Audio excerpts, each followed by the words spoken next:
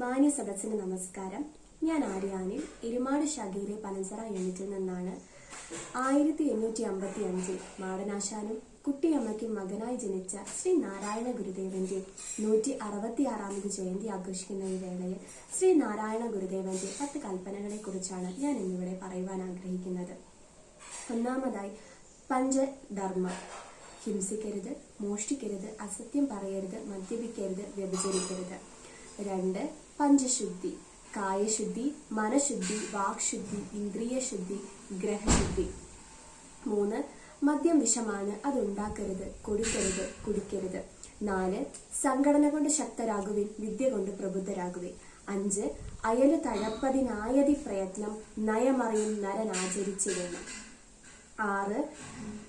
അവരവരാത്മസുഖത്തിനാചരിക്കുന്ന അപരർക്ക് സുഖത്തിനായി വരേണം. 7. നീ സത്യം ജ്ഞാനമാനന്ദം. 8. ഒരു ജാതി, ഒരു മതം, ഒരു ദൈവം മനുഷ്യന്. 9.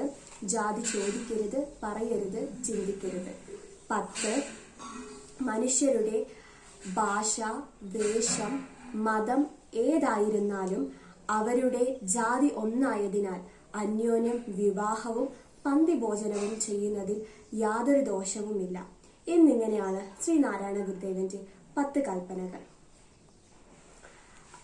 അതുപോലെ തന്നെ ശ്രീനാരായണ ഗുരുദേവന്റെ ചില പ്രസിദ്ധമായ വാക്യങ്ങളും അവയുടെ സമകാലീനതയും കുറിച്ച് ഞാൻ ഇന്നിവിടെ പറയുവാൻ ആഗ്രഹിക്കുന്നു. ശ്രീനാരായണ ഗുരുദേവന്റെ പഞ്ചശുദ്ധികളിൽ ഒന്നായ ഗ്രഹശുദ്ധി, അതുപോലെ തന്നെ കുളിച്ചു ശുദ്ധിയായി നടക്കുക. അതുപോലെ തന്നെ ശ്രീനാരായണ ഗുരുദേവന്റെ ഒരു ഇഷ്ട ജോലിയായിരുന്നു കൃഷി. അതുപോലെ തന്നെ ശ്രീനാരായണ ഗുരുദേവൻ പറഞ്ഞിട്ടുണ്ട് മത്സ്യമാംസാദികൾ കഴിക്കാതിരിക്കുക. അതുപോലെ വിവാഹങ്ങൾ ആർഭാടരഹിതമാക്കി ലളിതമാക്കി നടത്തുക എന്നിങ്ങനെയുള്ള ഈ പ്രസിദ്ധമായ വാക്യങ്ങളിലേക്ക് നാം ഇന്ന് എത്തിച്ചേർന്നിരിക്കുകയാണ്. നമുക്ക് നോക്കാം, പ്രളയം വന്ന ആ ഒരു കാലഘട്ടത്തിൽ ജാതി ഭേദ മതം ഏതുമില്ലാതെയാണ് നാം ഏവരും ഒരുമിച്ച് ആ പ്രളയത്തെ നമ്മൾ ചെറുത്തു തോൽപ്പിച്ചത്.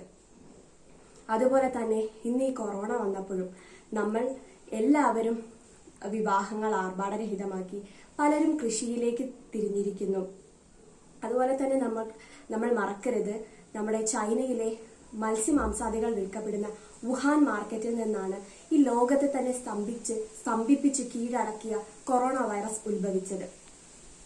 നാം ഏവരും ശ്രീനാരായണ ഗുരുദേവന്റെ വാക്യങ്ങൾ പിന്തുടർന്നു എന്നിരുന്നുവെങ്കിൽ ഒരു പക്ഷേ ഈ കൊറോണ വൈറസിനെ നമുക്ക് ഈ ഭൂമിയിലേക്ക് കൊണ്ടുവരാതെ ഇരിക്കാമായിരുന്നു.